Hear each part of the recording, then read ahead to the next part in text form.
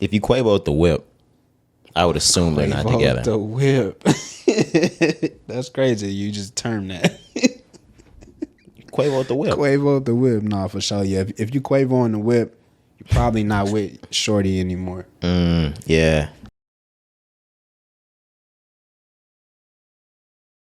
All right, man. It's episode 172 of the Rise and Grind podcast. It's your boy Roderick. Jakari, we here. Back in the building. We're here. Yes, sir, man. It's another Monday. We made it through another week. Yes, sir. How you feeling coming across this weekend? Feeling great. Long weekend, of course. Labor Day weekend. Absolutely. A lot of people, you should be off today. Hopefully you didn't have to go to work today, Monday, and you tuning in to us, But, yeah, the long weekend, definitely enjoyed it. I'm chilling. I didn't really have nothing planned. Do you have plans for Labor Day? A couple, I'll say. But what I want to say first is also, because of the Happy Monday, Happy Tuesday. Because I know some of you guys listen to us on your way to work, while you're at work, right. Things like that. So you might have taken Monday to actually celebrate Labor Day, kick it with your family, enjoy good food, enjoy good company, watch TV, watch whatever it is that you want to do, or do it whatever it is that you want to do. Happy Tuesday. Yeah. Because you're not checking in with us until tomorrow, right. The next day. More than likely, yeah. If you are spending time with your family, I hope you are. I hope you, like we said, I hope you don't have to work. I hope you're really taking the time to yourself and then just enjoying the day. Like, we should just enjoy that day off, Yeah. Was it you that I sat back and talked about the actual Labor Day with? Yeah, we talked about it. Yeah, and I was like, if it's Labor Day, everybody should have this day off. I mean, but of course, there's certain things, hospitals, airports that have to stay open. Somebody has to work. When do those people get a Labor Day? They don't. Okay, so shout out y'all. Yeah. Once we've came back into the regular workforce, the still essential workers, hospitals, like I said, airports. What am I missing? First responders. Of course, first responders. 12. No, it's fun. Yeah. But no, outside of that, shout out to everybody that's listening.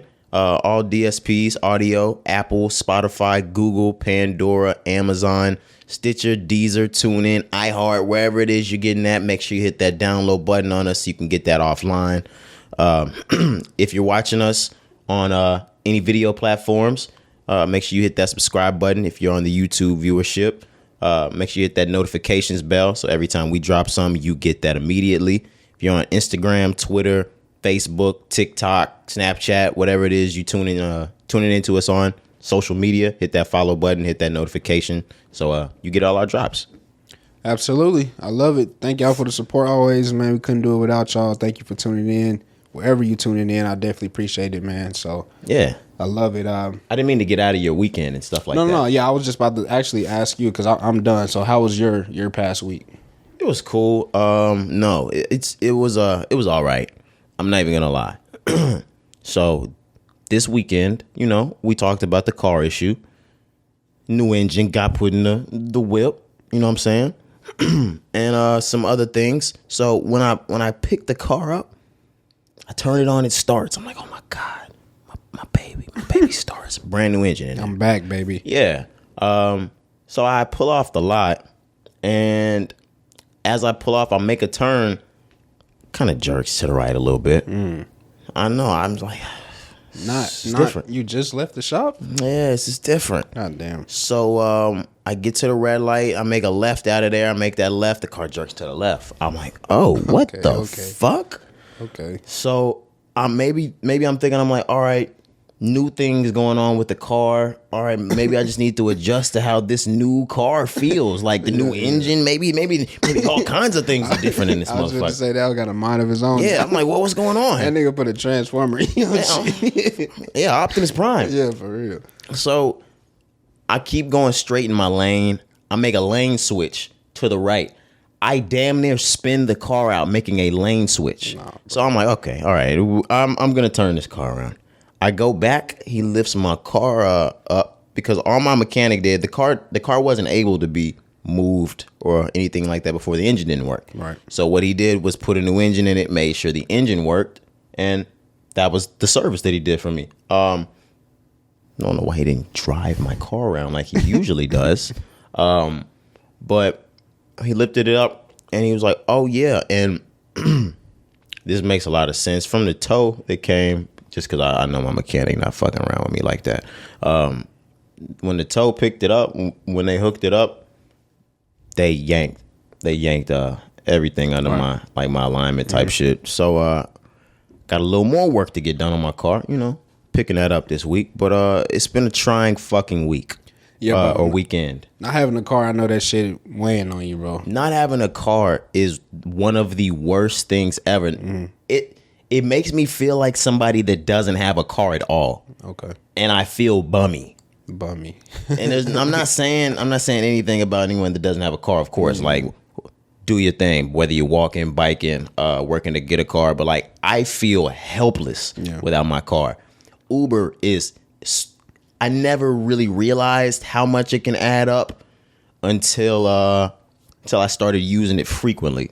Oh my goodness. Yeah, when you got to use it every day, I'm sure at the end of the week when you look at the numbers, it's like, damn, because you got to go back and forth. That's another thing. So it's times 2. Yeah, so whatever it is. So then I was like, when I realized I'm not getting my car this time, I was like, fuck it. Let's just get a rental car. Okay. Now I'm getting hit with Labor Day prices for the rental car. Oh. I'm looking at like the cheapest car out there is like $95 a day. Damn. And I'm gonna have this car at this point for like 4 days when I'm thinking about getting that. Ooh. So I'm like, am I Ubering this again? I'm Ubering it again. That's a quick $300-$400 on the rental. It's still gonna be 2 Ubering, $250. Damn. So yeah, pick your poison when it come to that. Yeah. Yeah, man. It was it was either or. So I'll be getting the car back soon. Okay. By the Thursday pod, I'll have the whip back. For sure. Yeah, man. For sure. Trying week though. Trying fucking week. Yeah, I can only imagine, bro. We here though. We fight through adversity. We punch that nigga. Adversity is a nigga. Is it a nigga or is it a woman? I'm just saying, he black? No, adversity is a white man. Okay. Adversity is definitely a white man. I was about to say because it ain't nothing good. Annoying. Yeah. Pressure. Oh my god. I mean, it's on your ass. I mean, like sometimes, but builds character. Absolutely, you need it. I'm about to say, you need it. Essential. But I don't like saying that because I don't need the white man. I know. Fuck. So yeah, let's just leave that where it's at. Oh man, you don't need the white man. Shout out our white listeners though. Thanks, bro. We know we have a lot. Bro. Oh my gosh. Shout out the white listenership. Yeah, it's not nothing against y'all. I love that y'all even listen to us. Yeah, like, who's that you have on your? Is that Dale Earnhardt you have on your shirt? Nah, bro. This Jeff Gordon. The white listenership hates me. Oh God, let's Jeff Gordon 24. Let's baby. just move on. I feel like Ashton Kutcher and Guess Who. But let's move on, man. What are we starting with? All right, I saw something in the news. Weed, for the first time in history, has outpaced cigarettes in usage in the United States of America. What? Wait. Let me see if I can actually get this so I can reread this for you guys. Marijuana outpaces cigarette use for the first time in U.S. history. Cigarette use has been on a steady decline for several decades. At the peak in the 1950s, 45% of Americans admitted to smoking cigarettes. It's only at 11% now. Damn, that's pretty crazy, bro. Yeah. Now, I would actually need to get what the marijuana usage is, and that we can actually do that a little later. But to think that marijuana usage is much higher than cigarette usage these days is insane. Yeah, because like it's not hard to imagine, though. Yeah, of course. But we were talking in pre-production, marijuana is still legal. I mean, illegal in multiple states. Yeah. You know what I'm saying? So majority states. Recreational for sure. Yeah, so to still have that weighing on it and it still outpaces the usage, that's pretty just lets us know like where we're headed, I would think. That's kind of what I get from it. I still don't think we get weed legalized in every state sometime soon. I still think for all 50 states, you might not ever see that, but we still got about 10 years to go for every single one of these states, or for at least 40 out of 50 states to go recreational. No, I think we have a lot of time. And the states that we're sitting in are going to be some of the last. Louisiana, Texas, Arizona. I agree. I think it's like a felony in Arizona or some shit like that, or Oklahoma, or one of those two, unless you have a medical card. Yeah, I agree though. But no, that's a good thing, man. People, y'all need to put them cigarettes down, bro. Oh my gosh, Please. That's the greatest. That's what thing. I was about to say. That's the best thing that I'm getting out of it. That's the best news about this. Yeah. Cigarette usage in the United States, or at least admittance to cigarette usage in the United States, is down to 11%. Yeah, that's good. Thank you, but that just means they're gonna jimmy that weed to we're gonna have to homegrown this thing. I was about to say, because once they make it a business or industry, oh my god! Once big big what they call big it? tobacco, Yeah. Once that goes away, oh my god, big weed, big marijuana. Please, somebody save Burner. Nah, facts. Keep Burner safe at all times. bro. Wiz, keep him safe. Keep Mike Tyson safe. Let's see who else is out there. Urkel, we got to keep that purple Urkel safe. Yep. Nip. Oh my gosh. OG. Yes. There's a bunch of shit out there. Yeah, there's a lot. But yeah, I feel like that's definitely. Are we gonna have a big marijuana one day? Yeah, you have to, bro. You know they have to regulate everything. That's the problem. I just thought about something. I can guarantee you almost 50% of the cigarette usage has gone into vape usage. Nicotine, pure nicotine. So it's really not doing no good. Yeah. Oh gosh, they tried to get us with that. So they're not smoking cigarettes anymore. But that's when the Juul, the Puff Bar Extra, Puff Bar King, They trying to get rid of that too. Puff Bar plus watermelon. Right. Lemon. Oh my on the gosh. side.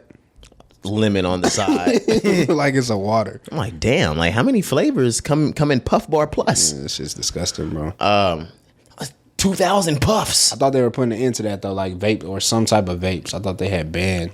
They banned FDA. all flavored Juuls. Okay. So like when Juul used to have like mango and watermelon and all of that, they banned it to where you get mint, you get like tobacco, like original flavor, things like that. Yeah. But the other ones, the Puff Bars, things like that, that gave them free reign to do whatever they wanted. Got you.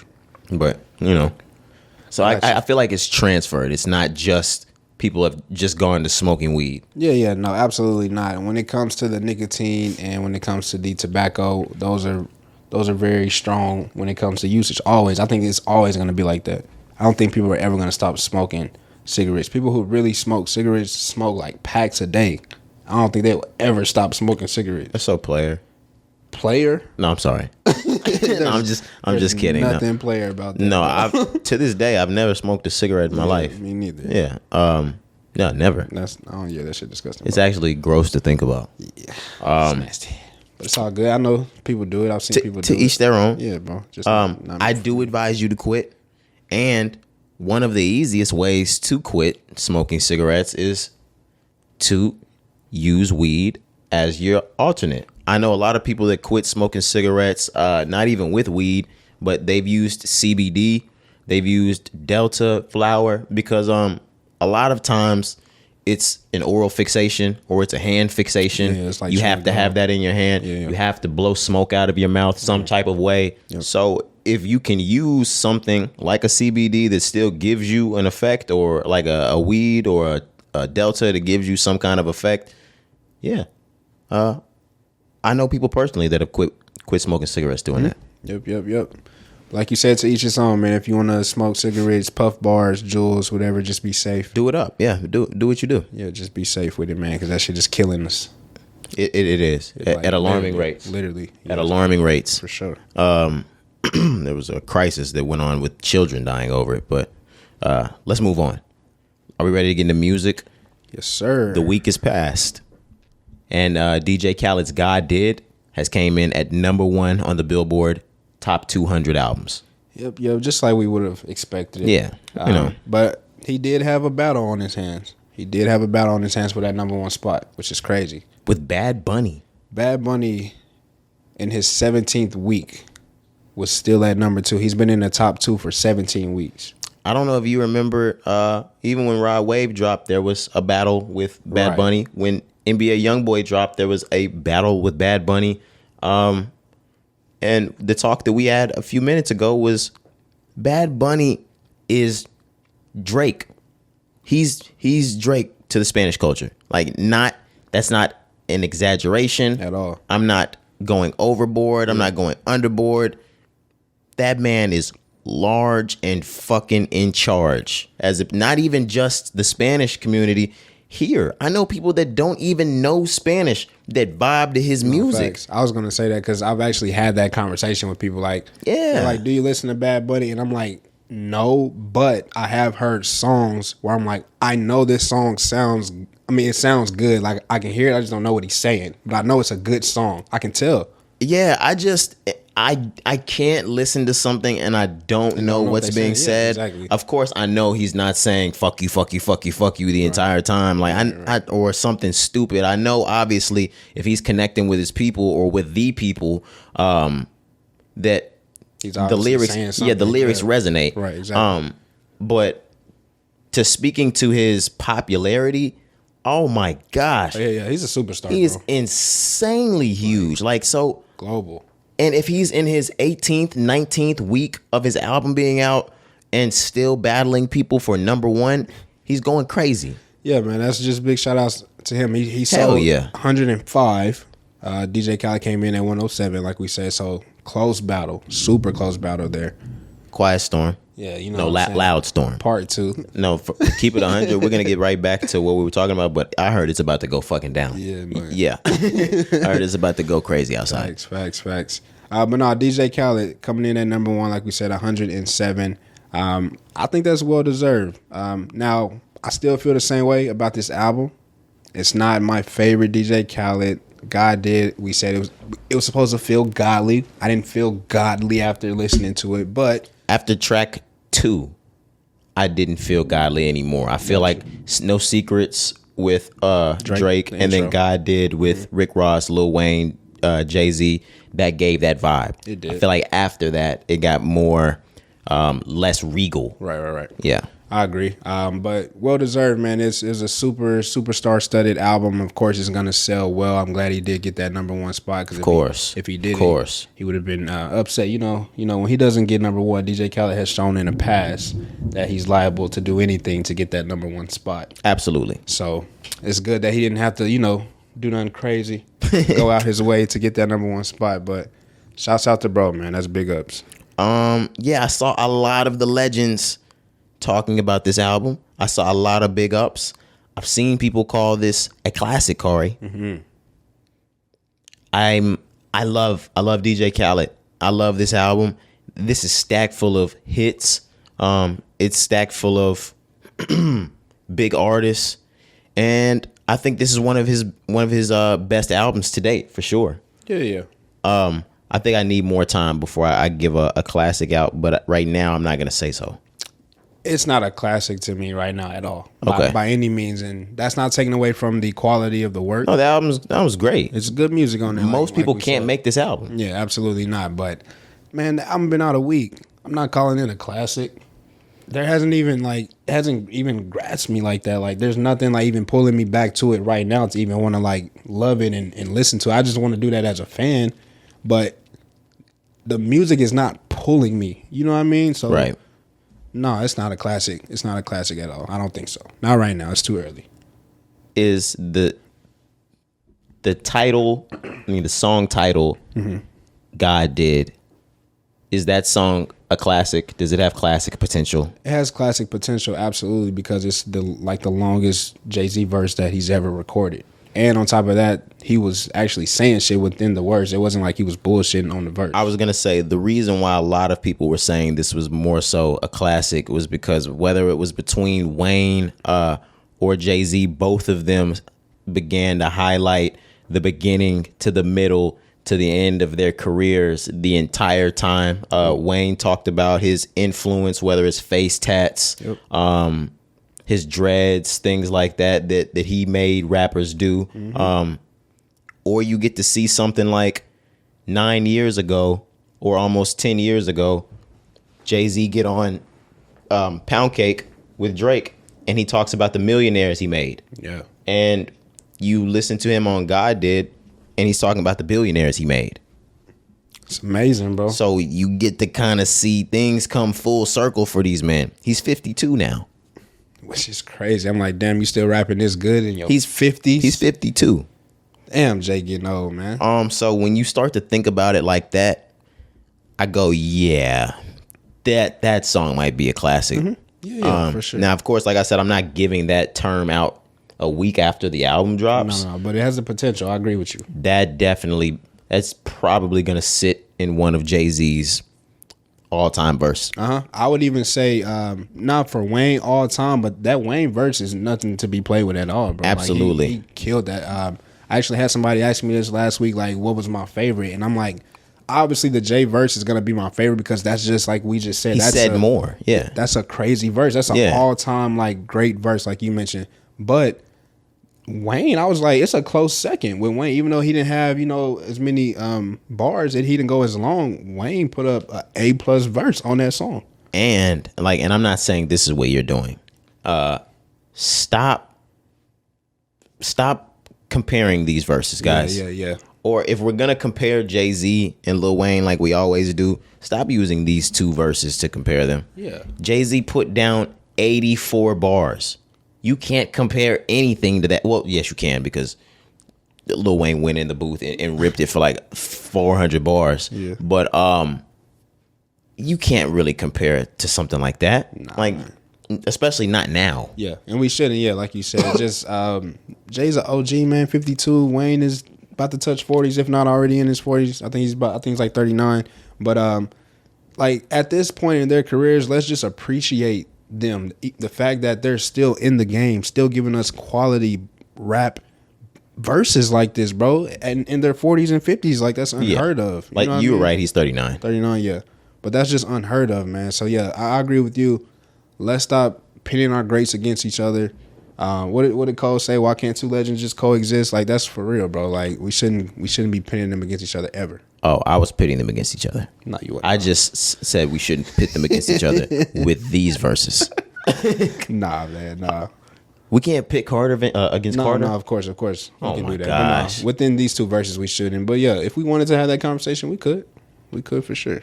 And that'd be a hell of a battle. Yeah. Do you think Swiss and Tim are gonna do this, or do you think Versus is gonna? Do you think Trilla's gonna do this? Trilla's gonna pull that one from right up underneath their ass. Are they gonna continue this with a different name? Back to back, head to head, head to head. That's a good one. No rapper's gonna want to do head to head. Remember the one we said against? If Versus has to change their name, nobody's gonna do it. No, it's over. Okay. I don't think they have to get there. Hopefully not. But Versus, like, that name holds weight. It explains the show. You know what I mean? I'm just gonna ask something before you move on. You said you don't think it's gonna get that far. You think they're gonna get the Versus name back? Yeah, I do. All right. Did we say he did 107,000 first week? We did. DJ Khaled did 107,000. Do we want to speak to the fact that Rod Wave put up more numbers than this? Yeah, Rod Wave sold 115 when he debuted at number one. So yeah, that's a great question. What is this telling us about the music industry, or what is this telling us about DJ Khaled?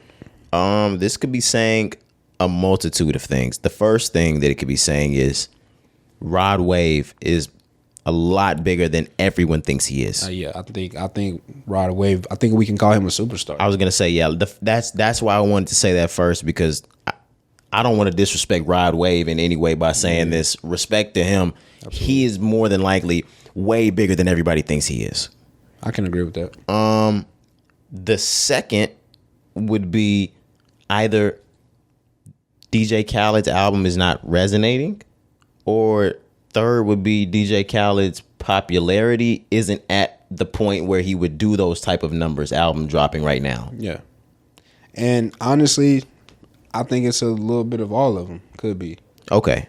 I definitely think DJ Khaled has the popularity. Don't get me wrong, but he's not at his peak. And he's like the best at promoting an album. Right. I mean, the best. Right. But and like I said, he's not at his peak. This is not 2015 DJ Khaled. This is not I'm on one. He had a #1 single on this album. Staying Alive. Yeah, but still, man, what he didn't have nothing else behind it. God did, yes, but like outside of that, there was nothing else behind it. I think he just always had so many different songs that hit differently. Like they all pulled you in different directions. Yeah, you know. Okay. And it's just like God did not yet for me. I'm not saying that it doesn't have it, but I just think not yet. But his popularity, I think, definitely plays into that.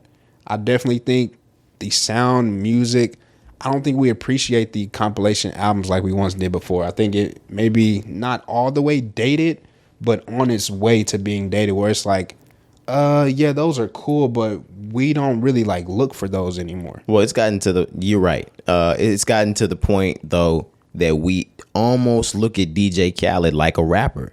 So we expect an album from him every 2 years. We usually don't. Mm-hmm. You don't expect an album every year or two from DJ Drama or from why is Metro Boomin, Mustard, any of those Pierre. Pierre raps, but most of those big artists, Tay Keith, you don't expect them to drop an album every 2 years. Right. But now we expect that from DJ Khaled. Maybe we shouldn't. I mean, shit, he did that, though. It wasn't like we wanted that to happen. He did that. Okay. God did that.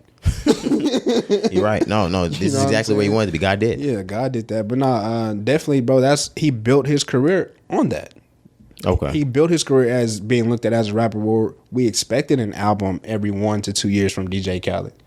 He's been doing that since 2016. No, you're right. Yeah, so I'm just saying that's probably a factor. I was gonna say that plays into it most since 2016.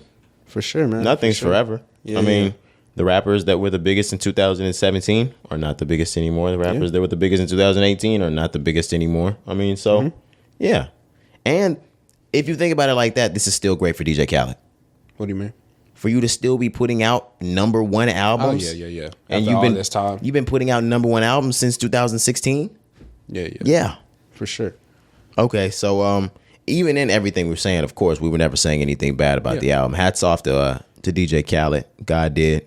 Yeah, but we can go ahead and move on. Let's do it. We gonna. Are you want to move into singles or? Yeah. Okay, Lil Baby. He dropped a track called Detox. Yeah, man. So moving on to the #1 rapper in the world. Yeah, we got a lot to say about Lil Baby. But yeah, so the song Detox. How did you like it off of first listen? I loved it off of first listen. I know y'all felt a little differently about it, but the moment I heard it, I was riding around. So it sounded great. Mm-hmm. Lil Baby has a million different pockets that he gets into every song. Yeah, bro. He switches the beat 1,000 times. That's why he's so great. Yeah. That's why he's so great for sure. But yeah, so with me first listen, I told you, so it was Thursday night, midnight. I played it, and I just played it on my phone. Volume wasn't even all the way up, so like I didn't hear it the way I should have heard it for the first time. So, in the group chat, we were just like, it's all right. Yeah, I didn't listen that night that y'all was sending 1,000 songs to the phone. Exactly. So then Friday, I didn't listen to it at all. Okay. Saturday, though, I was playing this song from sun up to sundown. Okay. You know what I'm saying? Once I finally got to, I played it out the speaker, then I heard it in the car. So I'm hearing it the way that I need to hear it. And I'm like, okay, Baby has dropped another single on us that's gonna ride. He did In a Minute. We get Detox here. Then he had another one. I can't remember the name of it, but that nigga not missing, bro. I never expected Lil Baby to miss. We knew he wasn't gonna miss, and even if the beats or the vibe didn't sound right, his lyrics are always gonna sound right. Mm-hmm. I didn't expect anything more. This is the type of music Baby makes. It sounds great. Sounds great. Yeah, he dropped a video. I didn't get to catch it, but I didn't see the video already out and everything. Baby's on the way. Along with this, he also let us know that we're getting the album. Yeah, he announced his album. It's Only Me. It's Only Me to be coming out in October. October 14th. October 14th. So still a month away, but Baby's on the way, man, and he's about to have this last quarter of the year. He also dropped cover art. It's a picture of him on Mount Rushmore. Yeah, that shit hard. All of the 4 pictures are him as a child, and then him growing up as a rapper. That shit hard, bro. It looks great. He has really good cover art. Yeah, it's still on the same like artistic look of My Turn. I was gonna say it looks kind of like My Turn. Maybe the same artist did it. Yeah, I want to say that looks pastel. Is that what it is? Maybe. Nigga, what, are you really art classing this right now? Nah, bro, because I like the way it looked. It looked like a It's colored pencil, nigga. color. What are you talking about? It's color. It's colored pencil. He did this shit with rose art. Right. But nah, man, that shit is hard, bro. I cannot wait to hear this nigga's album. Like I said, he's gonna have the whole rest of the year to himself, man. #1 artist in the world. Yeah, I'm looking at this now. I didn't see all those goats down there. Was it just one goat on the last album? I think it was just one. Okay. Yeah. How many is it on this one? 2? 3. 3. There's a white one a behind baby them. goat. Yeah, I Yeah, see and then it. there's 2 goats on the side. Okay. I'm excited for this, man. Yeah, it's Lil Baby. Like we said, the biggest rapper in the world. So you know he's gonna always come through and just produce the best music. So obviously we're looking forward to that. Moving on along, still staying with Lil Baby, we told y'all maybe the last part of the one before that his documentary was finally being released. Untrapped On Amazon Prime. Mm-hmm. The Baby's documentary. We watched it. How do you feel? Lil Baby. Did you call him the baby? I just said the Baby. Oh, okay. Yeah. My bad, but Dang, Lil Baby. yeah, we can't say that in these Yeah, times. My bad. I did. I finally got to watch it. Did you watch it? Yeah, man. I watched this shit twice. Okay, I only got to see it once, and I saw the last 30 minutes of it over again. But this was really incredible to watch. Yeah, they did a really great job with this, man. A really great job. This was the first time that I really got to see Lil Baby as a child, Lil Baby's upbringing. Of course, we heard stories that he never wanted to rap, that he was already out in the streets, he was doing his thing. Right. But you got to see and hear a lot about this, how much he was making in the streets, why he wouldn't have wanted to be rapping. They said this nigga was fucking up millions of dollars in high school and shit like that. In the streets. Yeah. Millions of dollars. That's what Like they said Thug was saying. in junior high, you could have walked past him. He had $10,000 in his pocket. Imagine that, bro, being like 15 years old. Junior high, that's 13, 14, 12. That's crazy. With 10 racks in your pocket just walking through the hallways. But yeah, I agree with you. Like seeing, obviously we knew about the come up of the rapper side, like we said, but seeing his foundation, his family, you know, being with his children, things like that, things that you just don't always get to see with rappers. It was good to see that. That's actually how they started the documentary. You hear a lot of people say like, I'm good everywhere, I'm good in the hood, shit like that. When you see Lil Baby, that's when like niggas have whole neighborhoods behind them, like Cities. Yeah, something like Counties. that. Yeah, whole city and county behind them. Like everybody loves you in the city. Like they saw you grow up as a kid. You didn't move around different places to where you were in the same spot. You met the same people. Like everybody grew to know you. So it was one of those things. He was one of them. You got to see how he came up as a rapper. How you saw My Dog Blow. He turned into a superstar off of My Turn. There was a lot in it. Yeah, man. It was, like I said, it was packed with just everything. But yeah, like you said, we got to see the come up. So obviously we know Baby didn't start rapping until 2017. So he went to prison 2015, got out 2017. But that was when he first started rapping. So we've talked about this before, bro. Baby got so good at rapping so fast because he was just consistently dropping music. So it's just like, He blew up as soon as he started rapping. bro, but it was so fast. Like you normally don't see that with artists. Like some artists may be hot and they may have their time, but you don't see somebody go from literally the bottom starting out to the top in like 3 years.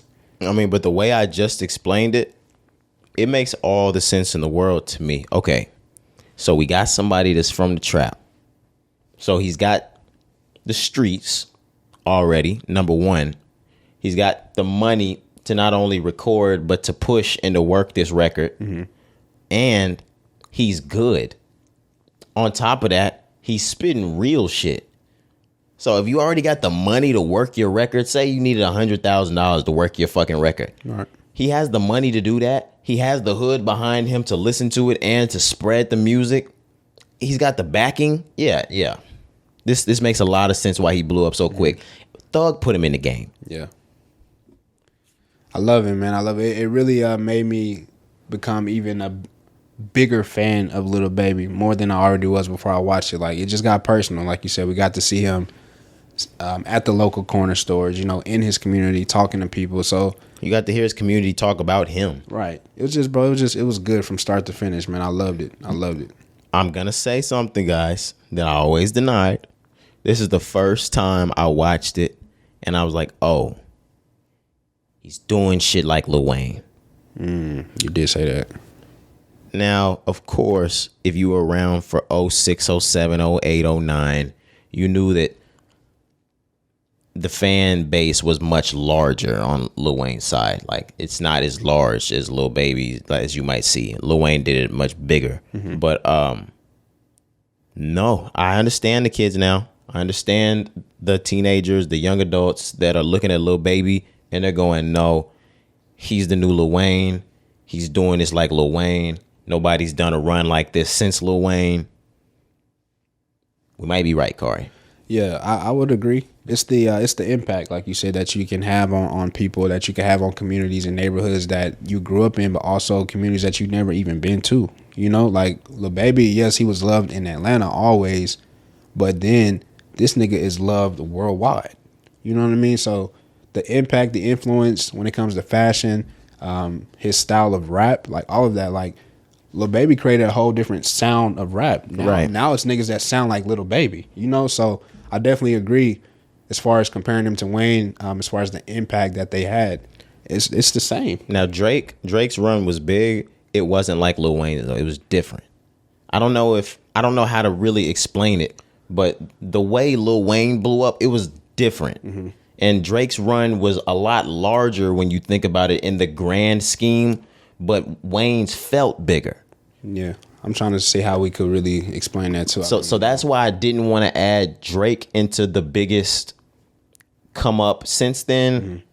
because Lil Baby's is more like Lil Wayne's. The same way LeBron might be the best, but Kobe played more like Michael.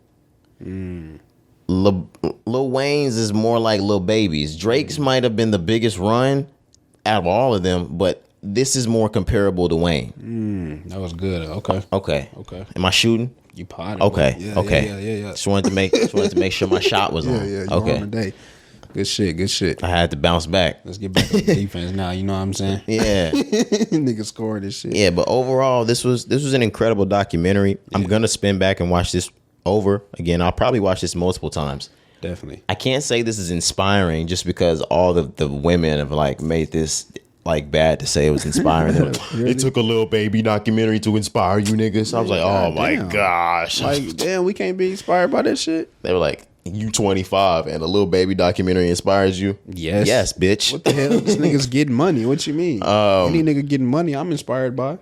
But yeah, no, they put niggas in their shells for liking Lil Baby. I told you before, men can't do shit. No, we can't do anything. We can't have feelings. Can't have fun. We can't cry. No. You know what I'm saying? We can't laugh. We can't do nothing. We can't have fun. We can't be angry. I can't hang out with the bros. You always with the bros. Now I love my bros. I do love my bros.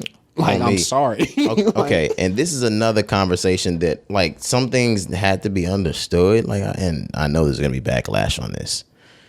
I was asked why men pick their friends over women in instances, and it was so hard for me to drive the point home to them that I was like, they were like, just because you've known them longer. Yes. I was gonna say it could be as simple as that. Yes. These guys have been consistently loyal to me since I was X amount.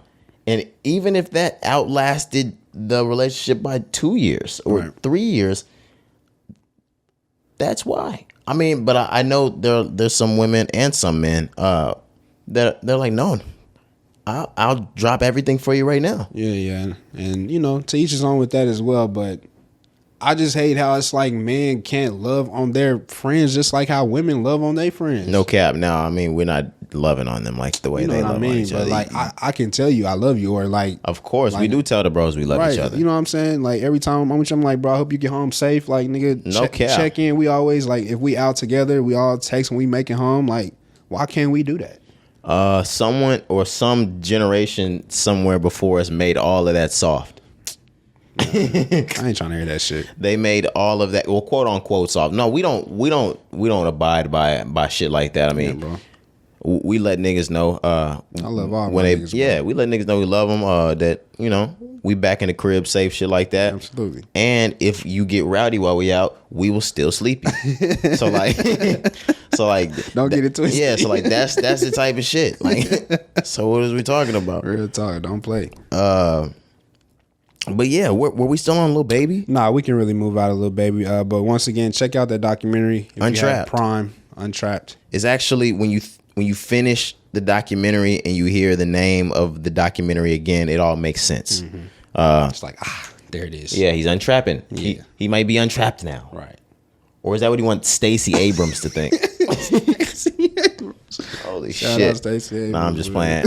Shout out Baby. They made a lot of little fucking jokes about that Stacey Abrams meeting. Of course they did. Oh my gosh. Man, niggas can't do nothing for their community, bro. Everything's a joke, bro.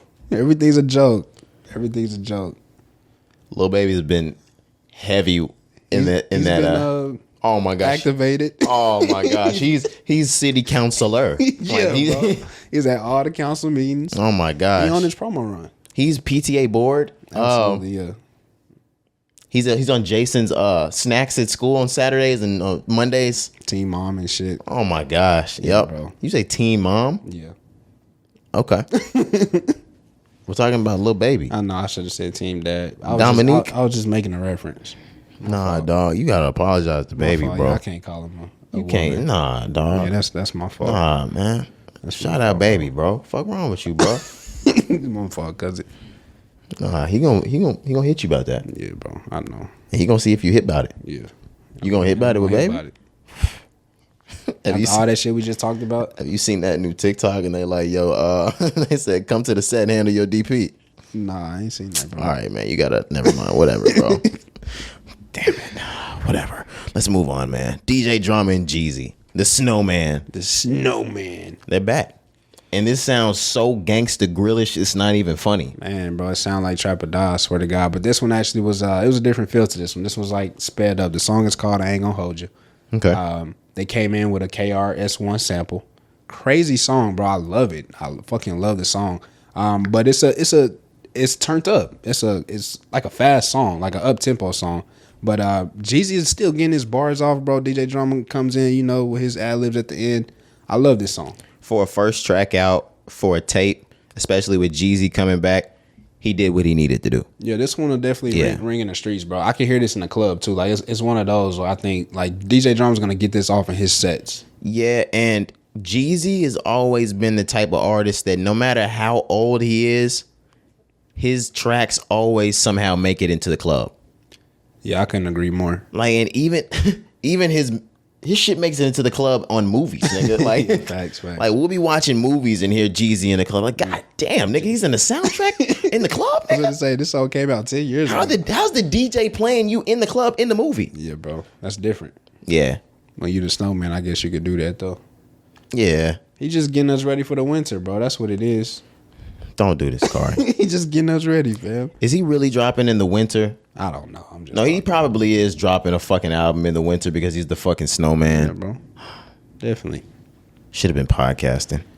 Yeah, it's all good. Ooh, welcome back to the Loud Storm with Roderick Taylor and Cari Gentry. Going crazy. But yeah, that song, once again, check it out, bro. We loved it. DJ Drama, Jeezy. I Ain't Gonna Hold You. Good song. EST Gee. He's got a song out called Hell. Hell yeah, we played this in pre-production as well. I liked it. This is my favorite track of the week. Really? My favorite new track of the week. Yeah. Really? Okay, go ahead. Why is it your favorite? This nigga's starting to win me over. No homo. What do you mean? Like, just as far as is he like your favorite, or you just listening to him more? No, I'm not saying necessarily favorite, but the same way about like right before he ended up going away, I came in here for probably about 7 to 8 weeks straight, and I was talking about how hard 42 Doug been going. Got you. And from the point on that we were like, we need to monitor this EST Gee guy. I haven't heard a bad verse, a bad feature, a bad song. He was on the CMG tape. Of course, he's a signee to the label. Yeah. Not a bad verse on there. Yeah. This nigga's hard as fuck. Yeah, bro. I couldn't agree more. I was late to the party. We were both late. Yeah, I was going to say, we've been on record saying that. I was like, here's another one of these cats. I didn't even know how to pronounce his name at first. I was like, is it established? Yeah. Is it EST? EST Gee. I'm just like, how do you even say his name? But then I started hearing him more. I learned about his story. Remember, nigga could have went to the NFL on some shit. Yeah. And decided to just be a rapper instead. So I'm definitely loving bro more. I'm listening to him more. You can't, like, he's on everybody's shit. Like you said, you cannot listen to him. Like, he's everywhere.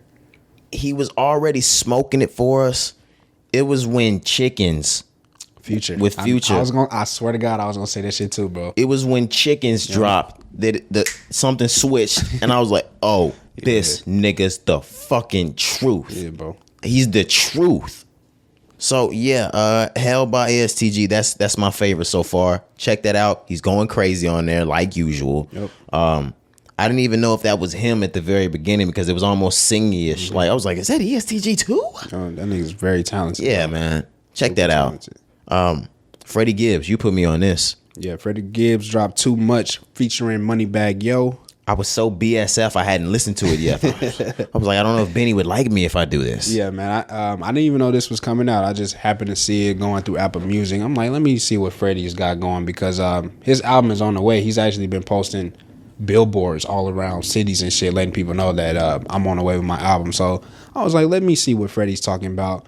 And I was very impressed, bro. Like, Freddie came in on this song just snapping, going crazy, man. The chorus is just amazing. And then Moneybagg Yo was like the perfect feature for the song. All right. I can't tell whose verse was better just because Freddie came in nonstop. His flow didn't slow down one bit. For sure. Just going in. But Moneybagg Yo got in and did what he needed to do so much on that verse. Like that's A+ Moneybagg Yo. He's in his bag. He's got something on the way now too. Yeah. He's popping out way too much. He's on everybody's track. And I like the promo type of artist that I'm going to get myself back hot by being on every single one of you niggas' tracks. So him being on this was hard as fuck. He was just on Offset's track. I'm sure we got more to come from Bag. I think he was on something the week that we thought he was dropping on 5, 4, 3, 2, 1 with Offset. He was on someone else's track that week, remember? Let me see what I can try to find. Because we were like, okay, he was supposed to drop with... Oh, yeah, I do remember. He was supposed to drop with Offset, but Offset dropped by himself. Someone else dropped with Moneybagg Yo. He snapped on that shit. Yeah, I definitely agree, bro. Like, he haven't been missing at all. I'm going to try to find that song, though. Let me see. Oh, yeah, the Big 14. It was... with Trippy Red yes. and Offset, yep. And we were like, how the fuck does this mesh? How does this sound good together? Yeah. And it did. And they killed that shit, bro. Man, yeah. Moneybagg Yo is on the way too. Yeah, goddamn. Yeah, he's smoking it right now. Shout out. We do this every episode. Hey, yo, Gotti, you on that shit, man. Yeah, CMG tearing it up, bro. Like, he's on that Mike special sauce that from Space Jam. Yeah, all the shit that Bugs Bunny and them drank, that special water. Oh my gosh. Everybody over at CMG is drinking the Mike special sauce. And then on top of that, word around town is he's a single man, is he not? Yo, Gotti? No, I'm talking about Bag. Oh, sheesh. That's been the word, right? Yeah, well, there's been some words, some news about some repossession of some vehicles. Yeah, and from what I saw,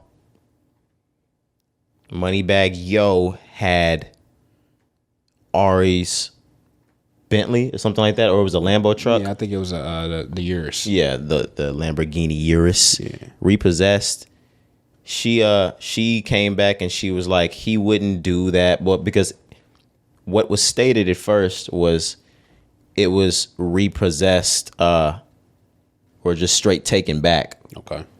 Like niggas weren't paying the bills on some shit. Is that what they were saying? No, like he called for it to be sent back or something like that. Okay. She said no, he wouldn't do that, and then it actually came out that it was repossessed for non-payment, like you said. Oh, okay. So not that he would just take the car back, but he just stopped paying the bill. Gotcha. Same thing. Same shit. Yeah. Who knows? You know, they haven't really confirmed it yet. Not to my knowledge. No, they confirmed it. Yeah. Someone was able to confirm it with the actual dealership that it was repossessed. No, I'm saying like their relationship. Oh, no. Yeah, I'm saying I don't really know if they're together or not together. I don't really know. If you Quavo'd the whip, I would assume they're not together. The whip. That's crazy. You just termed that. Quavo'd the whip. Quavo'd the whip. Nah, for sure. Yeah, if you Quavo on the whip, you're probably not with Shorty anymore. Yeah. But yeah, shout out to Bag, bro. You know, he's in his bag. If he's a single man, he's living his best life. I promise you right now, if anybody from here on out says they Quavo'd the whip and that gets big, Nah, yeah, let me write that down. like, don't play with me, man. Like, they Quavo'd the whip. Quavo'd the whip, man. That's crazy. I started. It was like, damn, trying to think of something. Damn. Bling bling. This is bling bling happening right here, man. It's too fucking late though. Right, Damn it. right. All right, let's go ahead and move on. Are we still in songs? We are. We have a more. sheesh. Yeah. Quando Rondo and NBA Youngboy. They dropped a song called "Give Me a Sign." This track is really good. No, it's a very good song, man. You know, Rondo coming out the situation that just happened where his friend, you know, was shot. Quando Rondo never made bad music.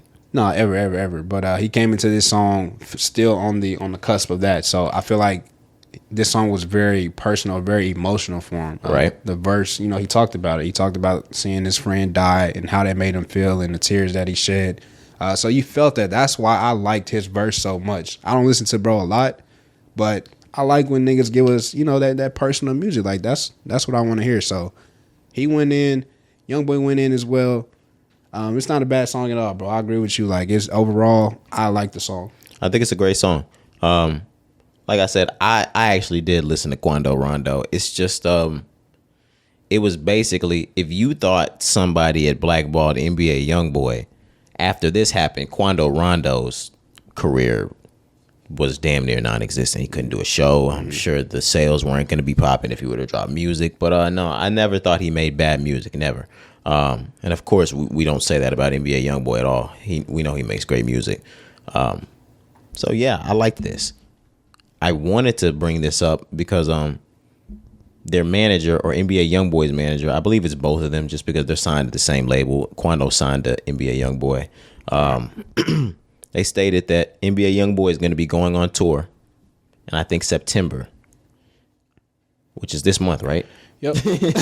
And Right Quando Rondo is going on tour as well. Okay. The first stop is going to be in Chicago, Illinois. Why? They're trolling, right? I would assume he's trolling. I really don't know anymore at this point. Yes, I would hope to assume that as well, bro. But at this point, I don't even know what to think of these situations anymore. Now I know Youngboy can go on tour. I even without Quando Rondo, I don't know how good of an idea the NBA Youngboy show in Illinois, in any part of Illinois. Right, like even by himself type shit is what you're saying? I don't care if you're 4 hours away from Chicago, in Illinois. Yeah, I don't think that's a good look, man. Illinois, Indiana, Michigan, right, and any all of the those surrounding cities. Yeah, like none of those places. Or states, I should say. But yeah, bro, I just think this is just not a good look. It already gives off violence. It already gives off like people's lives could be put in danger. Danger is imminent. Yeah, so it's just like, why? I just want to know the promoter that's going to book this show. Like, I want to know the venue that's going to take this show. They won't even book Chief Keef in Chicago. I know, yeah. So yeah, this one probably end up getting pulled, bro. I just think it's too much like safety that you got to think about, bro. And that's the number one thing. You can't do that. Who the fuck would want to go to that show? I was going to say, even if I was a fan that lived in Chicago or Illinois, I don't even want to go. Who's selling these? Who's buying those tickets in Chicago? And number one, because Chicago is one of those type of spots. I mean, after the concert, you got to go back to where you from. Nigga, we just saw you at the Youngboy concert. Yeah, bro. It gets ugly, man. That's all I can say. I don't know. I wonder how many Chicago YB fans are out there. I mean, that's what I was saying. Like, I know there's probably some fans that live in Chicago or Illinois, but I think even if I'm a fan of them, I still don't want to go to that show because I know what it can bring. That's like being the year 1992 and you're a Bulls fan in Detroit. Like you fucking wear your Bulls shirt under your Detroit shirt. Yeah, for sure. You're definitely what they call it, the black sheep. Absolutely, definitely a black sheep. The black nigger. My bad. My bad. More than likely. Sorry. What else do we want to say? Oh my gosh, did you see some of that shit that the Game said in that interview? Yeah, that was a great interview. Who was he interviewing with? Was that Vlad? I don't know. Yeah. Okay. The video that I saw just only showed like his face. I didn't see who was actually interviewing him. Okay. But what he said in this part of the interview that we were talking about is that NBA Youngboy would be the Tupac of this generation or of his generation. I totally agree. I think I've said that for a while. I think I've said this on the podcast. No, yeah, you have. Multiple times. I was going to say multiple times. And, you know, we it's just obvious to see. Like, if anybody has that type of trajectory, that type of, like, influence, touching the people, like, there's nobody young that could do it. Because we can compare, like, Kendrick Lamar to Tupac and things like that if we're talking about prolific artists and things like that. But we're talking about a young person who has the hearts of teenagers and, you know, people that are in this new generation, whatever you want to call it. It's NBA Youngboy, and he's the closest to Tupac who's been able to do that at a young age and do it so fast. So I definitely agree. The reason why I say so, and it's crazy, just from generation to generation, how different someone can resemble Tupac, because Kendrick Lamar and NBA Youngboy are nothing alike. Right. But somehow they're both just like Tupac. It's crazy. But the reason why NBA Youngboy resembles Tupac to me is, of course, he's living thug life, the epitome of thug life. He's young, he's turned. He doesn't give a damn about anything, especially at the stage of life he's in right now. He's understanding how this music game works and the politics and the goods and the evils behind it. He's understanding the part he wants to play in it. And he's realizing just how big he is. He's been in and out of jail just like Pac was. But he's dropping #1 albums from the Slammer. Shit that nobody's done since Pac did it. Well, Wayne did, of course. But since Pac did. The nigga resembles Tupac sometimes, even by his walk, the way he fucking talks sometimes. And I don't know, there's just a whole lot of NBA Youngboy that just touches the people, and he has the ability to influence a large group of people. Yeah, definitely. I would say like Tupac did. Yeah, just like Tupac, and just going off of what I was saying as well, Tupac did that shit so fast, bro, at a young age, and Youngboy is literally doing that right before us, but he's like 22, bro, or I don't know how old he's, 22, 23. You know, and just like for somebody that young, and it started at like 17. He was like 17 when he first got everybody. From 2016 to now, because that's when his first big single came out, NBA Youngboy, 2016. So he was like a 16, 17-year-old able to touch that many people in a short amount of time. If you think about it with Pac really came in like 91, something like that, 90, 91, and he died in 96. So he only had that 5-year span Look at that. to do what he did. Yeah. Look at another comparison. Look at that. It's crazy, man. But no, I definitely agree with the game. And, we've said it before, but if we have to pick somebody right now from the young generation, an artist that is close to Tupac, it's NBA Youngboy. Couldn't agree more. The only thing that's different is Tupac came out as that young, calm, loving the world. I'm teaching politics and black history in my rap to the people. And then as the world kind of roughed Pac up, he turned thug life. Once he came out, he got signed to Suge, and it was full thug life from there. I want to see the reverse happen with NBA Youngboy because he's been a thug his whole career. We want to see this come full circle. We want to see the opposite happen. We've said, recently we feel like it's coming. It's not going to be the next album, but within the next 2, 3, 4 albums, I think we get there. It depending on how long he takes to drop his next album. Well, no, he said he'll be back in January. Yeah. So, like you said, it won't be the next album. Yeah, but you can see the growth already for sure. I believe the game in saying that NBA Youngboy is the Tupac of this generation, or will be the Tupac of this generation for sure. Yep. All right. We still got some more music. Yeah. YG he announced he's dropping an album. Yep. It'll be titled "I Got Issues." His third studio album. He said is to drop actually September 30th, but this Friday on the 9th he's releasing the pre-order. On all platforms, so you can go ahead and get the early save on that pre-save. But so we talked about YG. He dropped a song last week. I think it was called "Toxic," the Mary J sample. And you were kind of up in the air with that. Still feel the same way? It's better. It's better to you? Okay. But how you feeling about YG? Third studio album? Not scared about this at all. YG delivers every single album. My Crazy Life, bro, and it's crazy. I was just listening to this album like a few days ago. That's one of the best albums from the year 2010 to the year 2020. That's one of the best rap albums that's ever came out in that 10-year span. And I can't remember the one that he dropped after that, the red one with the blurry face, like with the blurry I'll find cover. But YG, he always has good songs on the album. He always has hits. He knows that's one of those people that, like, we talked about J. Cole, we talked about Drake.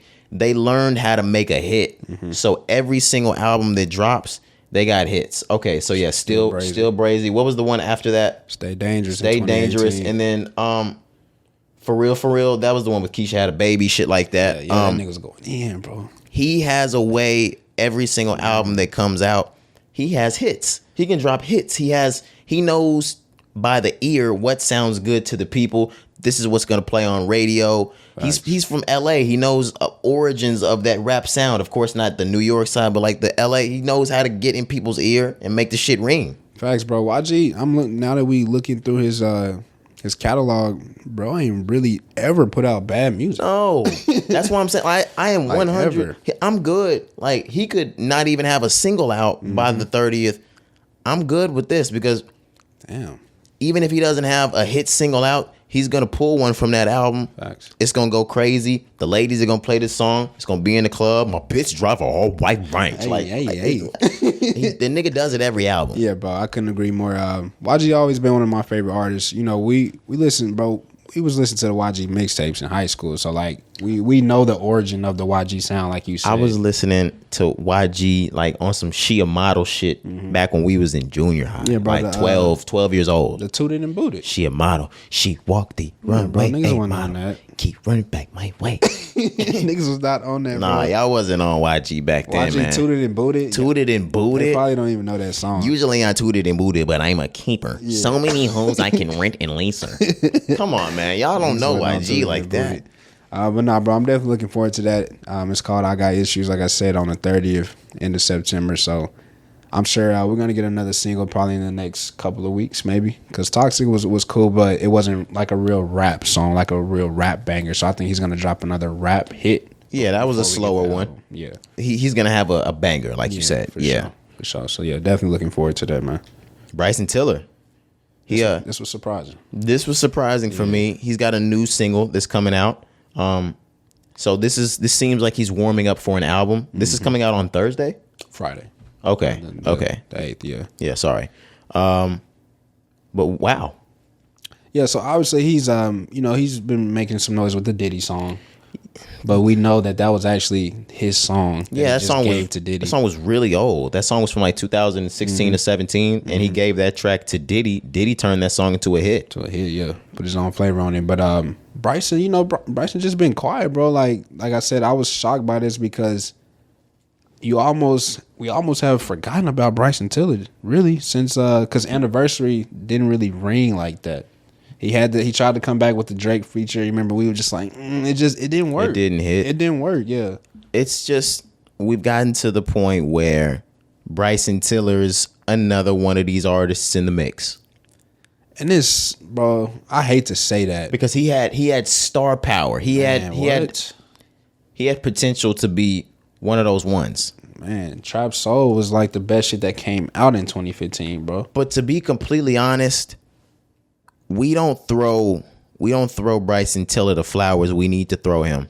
And that's fucked up because if you think about it, the entire era of toxic music, of love songs about being about love, turning into that hurt, hate, toxic vibe, it started with Trap Soul. That vibe of music, that fuck you R&B, it wasn't even there before Bryson Tiller. That's Trap Soul is a genre. It's a subgenre. He started all that. Okay, so the Lucky Day, the Giveon, SZA, Brent. Ari Lennox, Brent, Summer Walker, the style of R&B that they do, he started it. Damn, boy, you shooting again.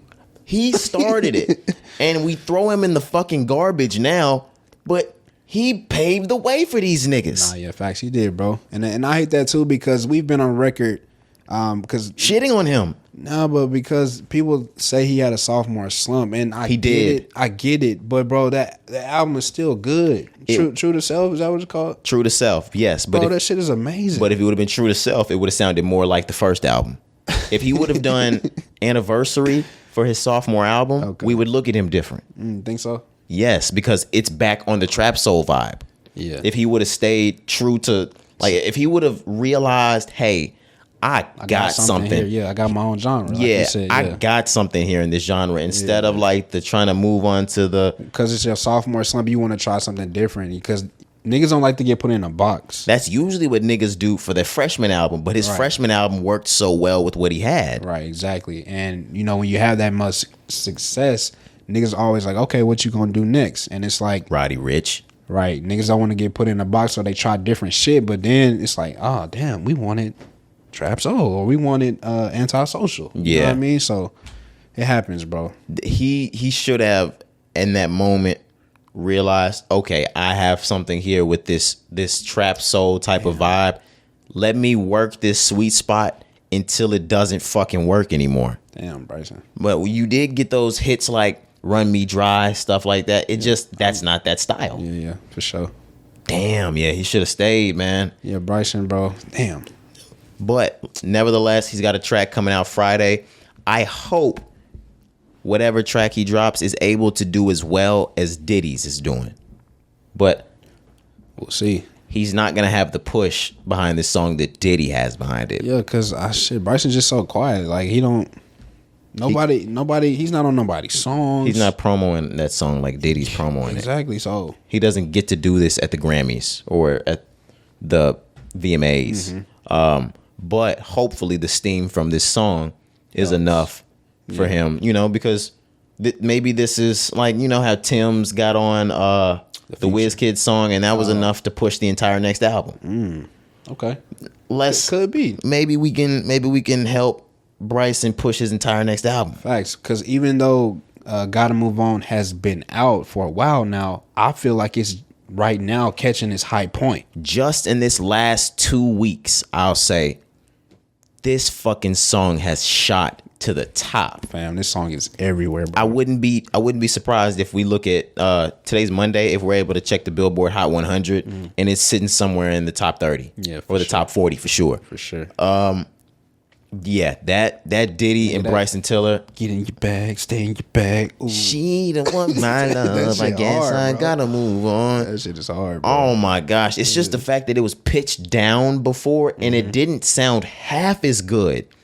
Maybe there is some Diddy spark. Yeah, bro. Because, I've heard the original. I went back and listened to it in the last 2 weeks as well. I think it was called Serenity. I think the original was called like Serenity or some shit. It doesn't sound as good. Yeah, it's a completely different song. It's a little bit slower, and that the fact that it's slower changes the entire vibe. Yeah. And it's just a bit slower, and it just ruins it for me. Yeah, bro. But no, you may be onto something. Like you said, he may be able to ride the wave of Gotta Move On along with his new single into his new album. And don't take that like he's riding someone else's wave, because that's his song. I mean, he's riding his wave in this. Say like shit. Diddy's riding his wave. Yeah, man. But I'm looking forward to it, bro. Bryson Tiller, hopefully, I would love to see him get back to that point where he was, bro. Like you said, I just remember us being in our freshman dorm. You had the fucking vinyl. I just never forget that. But, bro, we were listening to Bryson Tiller so much in 2015. So, like, I just want him to get back to that stardom that he had. Bryson Tiller headlocked 2015. Oh, bro, it was crazy. And I always try to think about if certain things were around. Corey, think about if we had Instagram Reels or TikTok when the don't trend was out. Went crazy. When you were holding to see the don't. Yeah, bro, that shit would have went crazy. He would have been up so many M's off of that. Oh, my God. He would have been at the top of those TikTok music trends lists or charts, crazy, things like bro. that. Oh, my gosh. Hell yeah. Nah, what was the other one? Exchange? I think that was the one that went fucking He crazy. had a few. Now, yeah, Exchange was the other one that went crazy. That's the one that Yeah. I think J. Cole tried to say he had the beat all along, but yeah, we know. he did. He had it first. Get the fuck out of here, He did, man. bro. The producer confirmed it, but it's all good. Self-righteous. Right My Wrongs on there, too, ain't it? Gosh. Yes, 502 Come Up. Oh, yeah. Rambo. Yep. Oh my gosh, let them know. Bro. This the motherfucking 502 Come. Sorry, not sorry. Jeez. Oh, That was my. some SoundCloud bangers that he threw on the album. So, Okay, no, I yeah, that's the wasn't there, deluxe. man. That's deluxe. Let me go see the actual regular one. I wasn't there, bro. Yeah, we still had Right My Wrongs, Been That That way. Way. Oh man. I wasn't there. Sorry, not sorry. 502 Come Up. Don't for however long. Exchange. Let them know. Yeah, bro. Such a great album. Yeah. Such a great album. Yeah, he was a 2015 champion. Yeah, for sure. Yeah, you were the reason for a lot that year, my guy. For sure. Man. Shout out Bryson Tiller. Yes, sir. Let's move on. Kodak Black. He's in the media for a couple of different reasons this week. Yeah, he is. Kodak Black said he doesn't let his daughter watch Minnie Mouse because she's a rat. I ain't gonna lie, bro. This shit had me crying when I first seen it. Now, there's some things that are just wacky. This is one of them. Yeah. Tell me why he's wacky. No, listen, I get it. She's a rat. Mm-hmm. You can't fuck with no snitches, which are rats, right? Correct. So if Minnie Mouse labels as a rat, Kodak Black can't associate it with any rats. Agreed. If you see a rat trap, put the cheese out. I was gonna say. Now you did. So like, no rats in the house, No rats allowed, bro. on the house, on the TV. I was gonna say, in the house, none of that. We good. Are you letting your kids watch Minnie and Mickey Mouse? Yeah, bro. I'm letting my kids watch Mickey Mouse, bro. Minnie Mouse. I don't know if I can fuck with them rats, Corey. Mickey, what is it called? Mickey Mouse Playhouse, all that shit, bro. Rat ass niggas. Nah, bro. It's a baby. Fucking rats, Corey. Nah, this shit was hilarious, bro. Cause like, if you really go into that extreme where it's like my baby can't watch cartoons. No, it's insane. It's insane. Are you really that street? No, that's hilarious. Like, let's really think about it though. Like, are you really that street? No, you're institutionalized. No, like for real. No, though. real shit. Like for real. No, bro. real shit. Like, It's a do you know how many cartoon. years in the pen you have to do to come out and be like, my fucking daughter ain't watching these motherfucking rats, nigga. You think these niggas is watching that shit in the motherfucker? We don't watch Tom and Jerry, bitch ass nigga. See, that's a classic, bro. I gotta watch. Oh Tom yeah, and no, Jerry. I can't watch. fuck? Do you know how many inebriated and high nights in college I spent just watching Tom and Jerry? Bro, I watched Tom and Jerry like my entire life. That is the greatest shit ever. Yes, they don't bro. even have to speak. Them niggas have me glued to my TV for 3 hours. Bro, imagine that. That's probably one of the greatest like shows ever. Absolutely. They just made a show about a motherfucking cat and a mouse chasing each other. Kari, listen to this real talk and listenership, viewership, listen. It could be sober or high. Yeah, facts. I could spend 3 hours watching a cat chase a cartoon mouse and not get him. Right. He never gets somebody. And the thing about you know that. I swear to God, I was gonna say the thing about it is I know he ain't gonna get him. No matter how close he get, because he get close to the bitch. I just want to see what this nigga's gonna try next. Facts, bro. And I feel like That shit genius. I feel like the show started in the 1940s. Yeah, that shit been out forever, bro. And nigga, I still ain't seen all them episodes. Nah, I facts. still have missed 48,000 ways this nigga has not caught this fucking mouse. Nah, bro. Facts, bro. But that shit is genius when you think about it. I just want to see him put out cheese in a rat trap. That's it, man. Just get it over with. No, please. If somebody here is an animation, can somebody please just make an animation of Tom just fucking killing Jerry? Yeah, bro. That shit would be I fun. need to see it. I need to see his ass get snapped in that rat trap just for my own well-being. I'll pay somebody to do it. Like Bro. just kill him. You're a sick Negro, bro. This is a sick Negro. Bro, you said you would pay somebody for your well-being to see that, bro. You're sick. I will pay somebody that's a cartoonist to make a cartoon of Tom and Jerry just so in my whole life I can finally see him get got. Facts. Because Jerry need to get his ass got. I always was on Tom's side because that little sneaky fucking Jerry, man. Jerry fucking, what they say, elusive, bro. Nigga, he That was nigga, bro. He do not get caught. that's like that fly that gets in your car. Oh my God. He tries to chill on the fucking windshield. As soon as you slap, he goes to the fucking back seat. Right. And he there for the whole ride. Oh my, he's there the whole ride, my man. Yeah, let's get they ass. That's hilarious, bro. But let's go ahead and move on. Are we still in this? Okay, yes, we're definitely still in Kodak still in Black Kodak news. Black, yep. I sent something through to you guys. Here it is. Kodak Black wasn't allowed to perform at the Made of America event. This happened on Saturday, I believe. Mm-hmm. He was late to the event. Right. Of course, this is a venue with 20 to 30 artists. You know, of course, once somebody comes off the stage, they have to be able to move in according time. Agreed. But I don't want to say this as a bad thing or as a good thing. Celebrities they're known for people making a special accommodations for them because they're normally very late. I mean, very late. Yeah, and Very late. and he's probably never been turned away. Right. You know what I'm saying? Because So- most people have probably needed Kodak Black there. Exactly. And this one was different. It was a festival. You know, there's 20, 30 other artists, like you said. So I'm kind of on the fence. I see both sides. Like you said, when it's a festival, bro, there are tight schedules.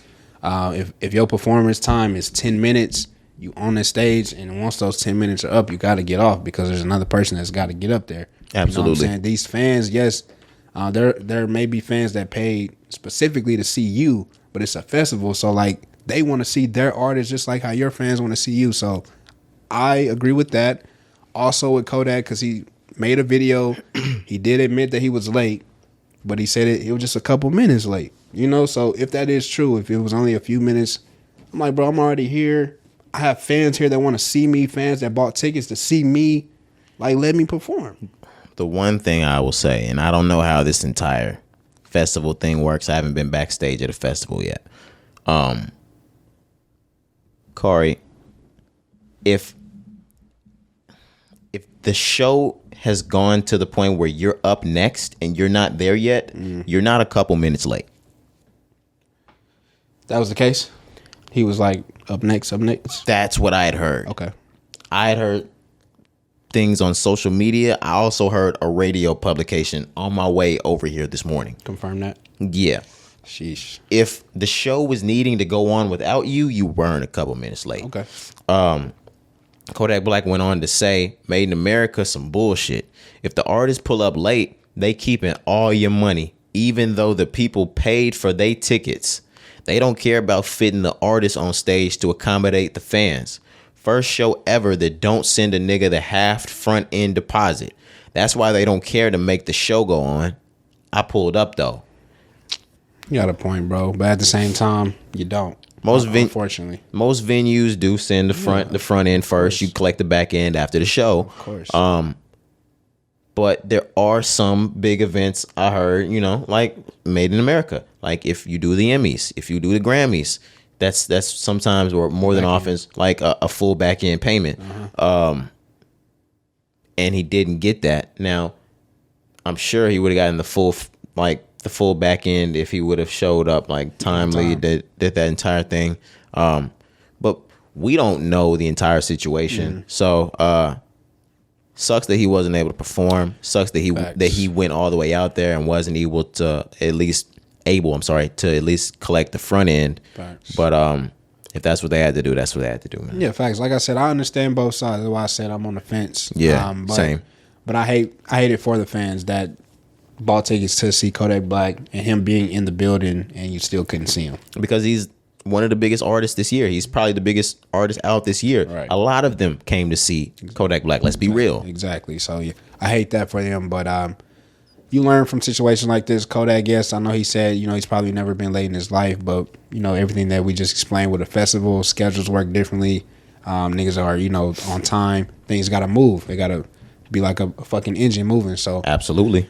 It's unfortunate, man. But shout out to Kodak. He's still, like you said, one of our favorite artists. Probably had the biggest year so far this year. So he also mentioned that he just gonna go back to the studio and lock in on his album. Like he not even worried about this. So, we'll get some good music maybe out of this. Hopefully.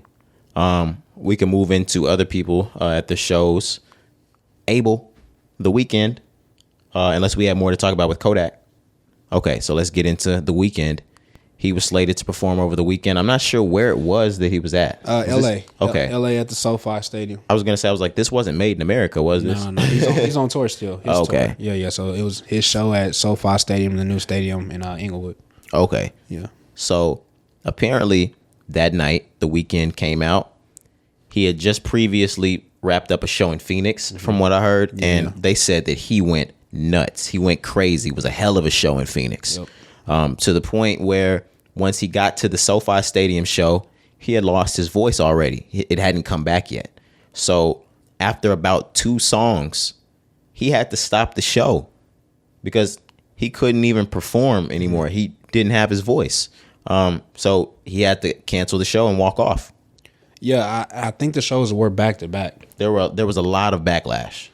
You said the shows were back. The Phoenix and the LA show were back to back. They may have been back to back, or maybe one day in between. I'm not sure. Still, that if you lost your voice, for a singer, bro, that's not enough turnaround time. Yeah, because if you think about how loud the show is, how loud you're trying to project, and the fact that if I lose my voice 30 to 45 minutes into my 50, 60, 70 minute show, that means I'm just blaring, or I'm just killing my voice for the next 45 to go hard for you niggas to finish the show. Yeah. I'm gonna need more than a day and some fucking chamomile tea Facts. to get back on stage in Los Angeles and go another 70 minutes for you niggas.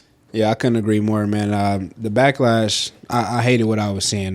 He pretty much got booed off stage by some people, and I'm just like, I understand you paid money to come see this artist because weekend tickets were very expensive, like $400. That's what you said. I didn't know that. So I understand, but he came out before he walked off. He didn't just walk off. He made a speech. He apologized. He's damn near in tears. You can see it. You can feel it. Like he's upset that he can't finish the show. But he said everybody's gonna get a refund. I'm gonna give you a new date. Things like that. And people still are booing this man off of stage and getting on his ass on Twitter, like, why couldn't you just finish the show? Like, bro, you want him to injure himself? Then this is his career. This is his life. Yes. Now, I'm not saying yes, but Corey, yes. In that moment, you think about not just the men, the ladies. They put on that fucking romper that you have to undress the entire thing just to go fucking pee.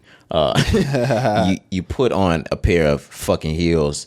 You put on your lashes, your makeup. You did your fucking hair because you going to see fucking Abel, And that's outside of the fact that you paid $450 for a ticket. Facts. For this nigga to come up here and tell you he's hoarse and I'll see you in 7 months. Hoarse, right. Next year, because the show's going to be next Yeah, because he's going to finish the rest of this tour and then go on his world tour and then come back and double back this bitch. Or he might double back at the end of his U.S. leg. At the end, they might add it. Hopefully they'll add it to the end of the U.S. leg. But it's going to be football season, which is hard because that's why he was doing it now. Because you have the arenas because niggas, the season is not starting. So, I don't know. And think about it like this, like what I said, or on the instance like this. All right, Corey, say you just cheated on your fucking girlfriend.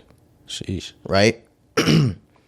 You beg her to stay. She fucking stays with you, but you ain't shit right now. Like, you're in the fucking doghouse. How the fuck am I gonna make my girl at least a little bit happy? At least a little bit happy with what the fuck I got going on right now because I'm tripping.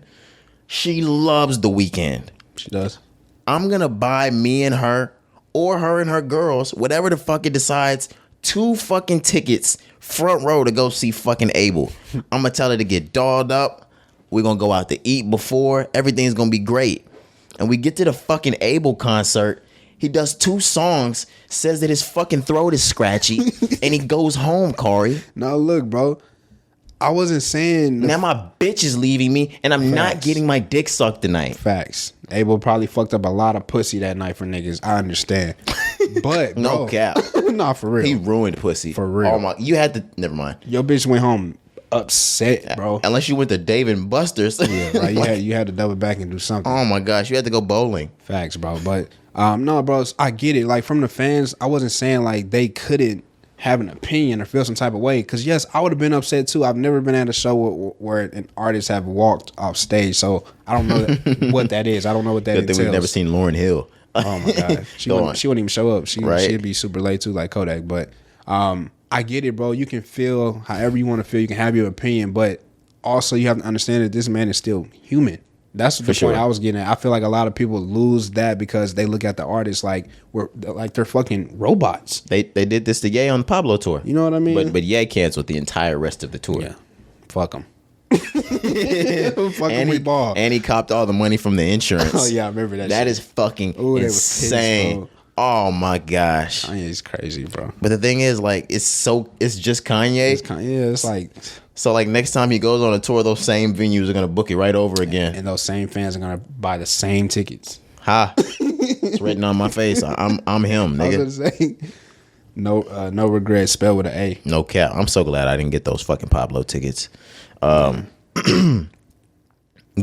But are we out of the Weeknd? Do we have more words for the Weeknd? Just once again, like I said, I understand people's having, like, opinions, but I just feel like we gotta understand, bro, like, these are still real people. Like, if he continues to try to sing with his voice like that, he could really injure himself. He could fuck around and never drop another album. Exactly. But this is unfortunate for both sides. Yeah, for sure. And I'm sure, of course, if the nigga has 30 more dates, he's not canceling on y'all just to have the night off. Right, bro. Now, if this is Jay-Z and Beyonce, them niggas are known to cancel a date just for the night off. They're like, we just want to lay up today. Hey, B, do you want to do Dallas? No, okay. Shit, They just fucking canceled Dallas, nigga. Like, fuck. That's what I thought Joe was doing at first. But then, okay. Fuck. I really was looking forward to that. Thanks. Well, let's move on. Do you want to intro this, Corey? Of course. You are Dreamville. You know them niggas over there. Y'all are cahoots and friends and shit. Of course, man. Of course. But yes, the last week, NBA 2K announced that they're going to have a Dreamer edition for the latest release, 2K23. J. Cole is going to be the cover athlete for the Dreamer edition of NBA 2K23. This is crazy. Yeah, this was pretty amazing to see, man. No rapper has ever done this. Obviously, he's the first rapper to be on the cover of the game. But along with that, so the My Career, My Player, that's like the biggest mode in the game. They're bringing back a really big version of it. It looks like this year. Yeah, it looks pretty decent. I think they still could add a little more, but it looks cool. It looks almost as extensive as the 2000, like the 2K 10-11 years. Think so? Yeah, it hasn't been that extensive in a couple years. Okay. It just still like, but I haven't played My Player in like the last 3-4 years. So I have 21, so I know that My Player, gotcha. Not from last year, but the year before, and it wasn't anything like what we're seeing right now. Okay, cool. But no, bro, this is amazing. So the my player in my career, J. Cole is a part of the story. Also along with Boss, another Dreamville artist, and their producer Elite. They're all actually in the game. There's a lot of celebrities that are actually in this game. But yeah, it was crazy to see the camp in there. Yeah, bro. Yeah, that shit was just like, I'm like, damn, I didn't get the call, but I missed that meeting. 2021 was the year that Legend Edition came out with Kobe. Mm-hmm. I copped that. The Dreamer Edition this is something one of a kind. Yeah, bro. And even if this was something that was gonna start once every year from here on out, which maybe it will, I'm getting this anyway. This is gonna be the cover of 2000 of NBA 2K23. I'm getting J. Cole's. Yeah, these niggas making me finna buy a system, bro. Like I have to have that. It's the nicest blue. Like that shit is sky blue. Oh my gosh. Blue. Yeah, bro. Cloud blue. Yeah, I just made that up. It looked like a cloud blue. Cloud blue. Nipsey blue. No, but did you hear what I said? I said cloud blue. Cloud blue. Facts. But nah, bro. Once again, like that shit was just crazy. Like you don't get to see that, man. I'm glad to see. 2K has always been very innovative as far as tapping into the music industry or the fashion industry and bringing the greats out of those industries and the culture, right? In the culture, and bringing them to the game, connecting them within the game because everybody plays 2K. We know that it's the only basketball game out. So why not bring those people, those famous people, those mega superstars who are supporting the game anyways? Why not bring them to the game? It makes sense. Can I finally bring the hate in? Sure, man. It's not you if you don't. Oh yeah, of course. Cari, let's hear it. We know that J. Cole's had a trying basketball career, trying to make his way into the NBA, right? Right, facts. How many NBA players are pissed off at this cover? None. You are out of your fucking mind. What are you pissed at? Cari. Why are you upset? This nigga's never even been in the fucking league. This nigga has the cover before me. Because he's in the game. Cari, name one cover that hasn't been an NBA player. It's never happened. Once in a lifetime from the greatest artist ever. How do you think Reggie Miller feels about this? Reggie don't play 2K. But he wants his fucking face on it. Nah, bro. Reggie not tripping. How do you think was Chris Paul was on the cover? Was he? Yeah. He was. Damn it. Come on, I'm ready. Hit me with How does Kwame Brown feel about this? I went number one. I went number fucking one. How does Greg Oden feel about it? I went number one. Yeah. This nigga's never touched the league. Hey, man, this is just for the culture, bro. He scored 6 points in the Canadian League. Yeah, bro. Getting buckets. Once. Getting buckets, man. But nah, bro, you looking at it from the wrong perspective. This is a culture move. The Dreamer edition, name of the shoes, Dreamville. It's for the culture. But every nigga on his way into the NBA had a dream. Who are they? MLK? Holy shit. Oh my fucking gosh. I mean, fuck. We all got dreams. Okay. And take that, Grayson Allen. I was gonna say, shout out Meek. Take that, all them niggas. Take that, Bobby Hurley. Yeah, whoever. Christian Laettner. Holy fuck, Cari. What the fuck is wrong with this guy? I thought I was dark. My fault. No, but shout out J. Cole. I was really just making jokes. I'm going to be purchasing this cover of NBA 2K23 and having fun with my player. Facts. Hopefully y'all will get y'all's ass back on the sticks. Bro. I'm getting close. Seeing shit like this, in the group chat the other day, Tyron was on the game and shit. I'm just like, fuck, I need to be playing the game with my niggas. Once we part full time, you have absolutely no excuse, Cari. Nigga, that's my only issue right now. I just don't have the time that I want. Yeah. Like, I have time. Of course, niggas can play the game whatever they want, but I like to play the game on my schedule. Like, I don't want to have to be rushing to play the game. I want to enjoy it. You know what I'm saying? Yeah, let's do it. So I'm gonna get back to it, man. Once we're full time potters, it's gonna be real easy. Facts. Give us about 10 to 12 months, guys. I love it. All right, let's move on to I think our last thing, music. Mm-hmm. Murder Inc. We're nearing the end of the 5-part docuseries, Cari. We're at the series semi-finale or whatever the fuck it is.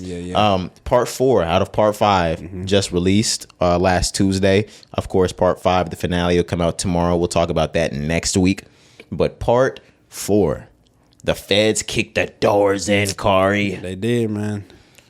This is when everything turns south for Murder Inc. This is when 50 releases Get Rich or Die Trying. This is when his rise and his reign starts to take over Ja Rule's success level. This is when Murder Inc. comes under legal trouble. They get their contract terminated from Def Jam Records. They kind of go into limbo. Yep. This is the point where a lot of artists that were on Murder Inc. get scared. They want better for their careers or more from their careers. So they either stop making music, disassociate, or leave the label. A lot goes on here. This really just became about Ja, Irv Gotti, and Ashanti. Yeah, man, this was the start of the downfall, like you said. This is when the feds kicked the door in. It's when the indictments start to happen. The entrance of Lloyd. That's one good thing. Lloyd, yeah. Which is, I ain't gonna lie to you.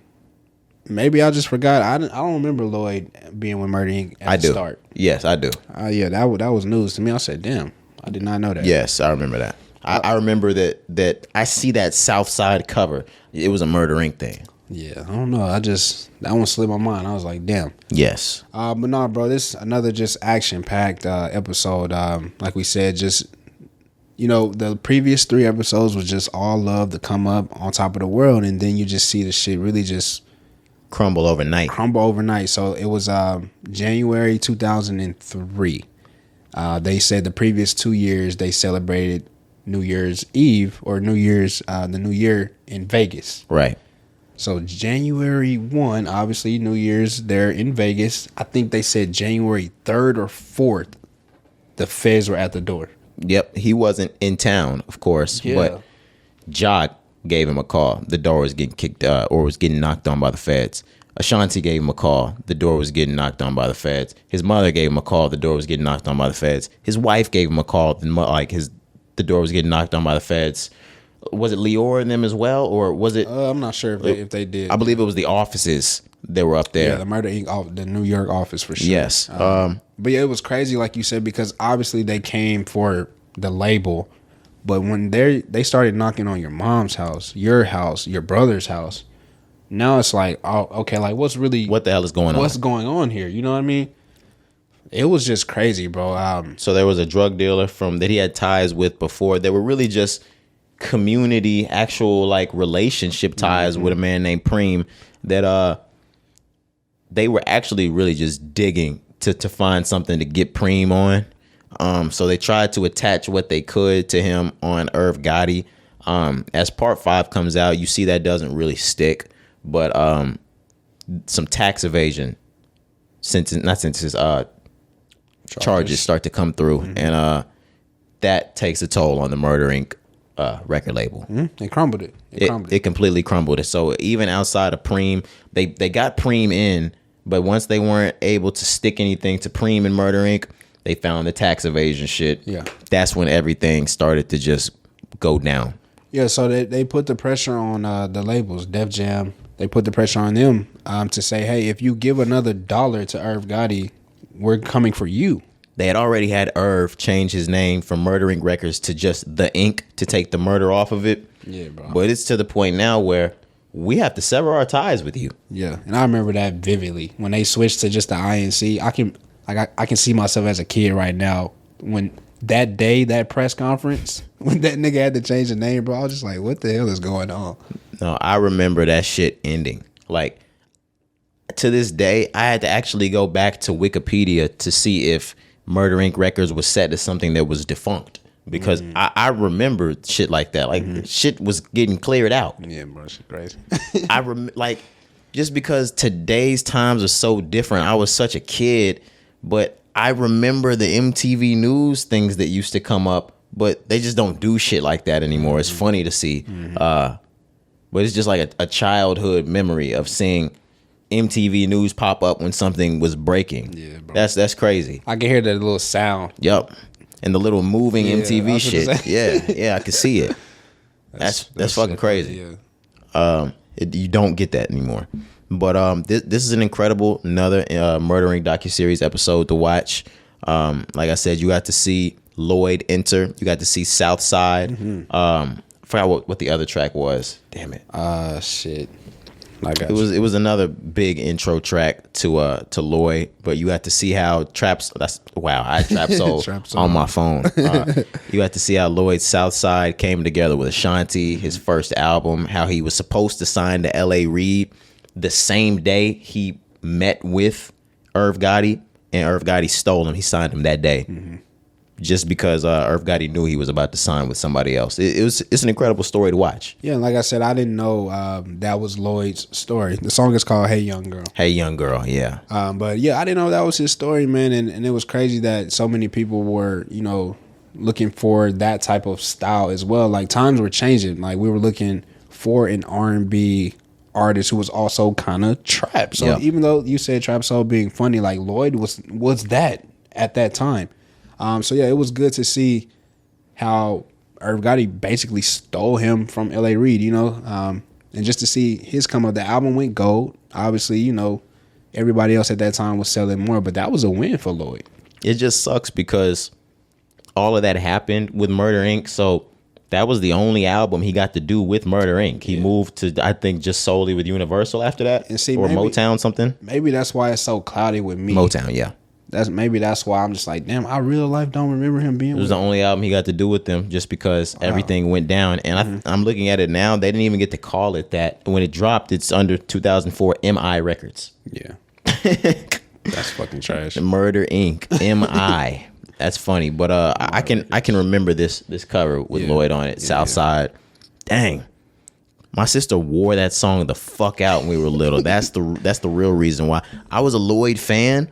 But I would be lying to you if I told you I was a huge fan of Southside when I grew up. Channing played the song to fucking death, to the point where now when I look back on it, it's nostalgic. I can hear like there's musical tones in it that I'm like, oh, this was a great song. I just hated on as a little kid. But Jesus Christ, Channing played the shit out of that song to where I was like, shut it the fuck up, man. Please turn this guy off. But nowadays, incredible. Southside is an instant classic. Yeah, and he had that song before he met Irv. That wasn't something that Irv, put together. Like, Hey Young Girl too. Yeah, he played that, and that's what made Irv want to sign him. He was like, bro, we cannot let this man leave this room. Yeah, or he's gonna be with somebody else. So literally, like I said, he flew into town that day to meet and sign with L.A. Reid, and he got a call. Well, Irv Gotti got a call about Lloyd. And he was like, make sure this kid comes down here first, because he was going to steal him. And he got to steal him. So amazing. Yeah, great. Where are we moving on to? Oh, fuck. We only got a couple of things left. Yeah, this is a tough one here. Earlier this week, I saw something, or actually last week, something came to our phones last week that said Aries Spears and Tiffany Haddish were being sued over alleged sexual child abuse. It's not that it wasn't alarming. That was very alarming, but it was just a headline. It kind of came and went until this past week. And after this past week, a video came out attached to it. I immediately, once I was sent this video, I sent it to the bros, or I sent it to Cari first. There's a video out right now of Aries Spears and Tiffany Haddish. They're with a little boy, and a lot of strange things happen in this video. I guess Tiffany Haddish is some, I don't know what she is in this video, but she says something to the child and she leaves the child alone with Aries Spears. Aries Spears is looking at the kid naked or half naked through newspapers with eyes popped out. He gets in the fucking bathtub with this baby. And at the end of the video, the tables are turned and the kid is looking at Aries Spears naked. I don't know where to fucking start with any of this. Besides, I just want to end with the mother of this child is suing because she got calls from her child crying, saying that he was uncomfortable during the time of this filming. If you watch this video, it looks fucking sick. I'm sorry. Go ahead, Cari. No, I couldn't agree more. So just to give a little bit more information about the story of the video. So Tiffany Haddish is a mom, I'm guessing, who her son, she needs a babysitter. So she keeps claiming that she has things to do. And so Aries Spears is like an uncle, right? And she's like, hey, can you watch my son while I go out? I'm going to be right back. So he's supposed to be a babysitter for the kid, right?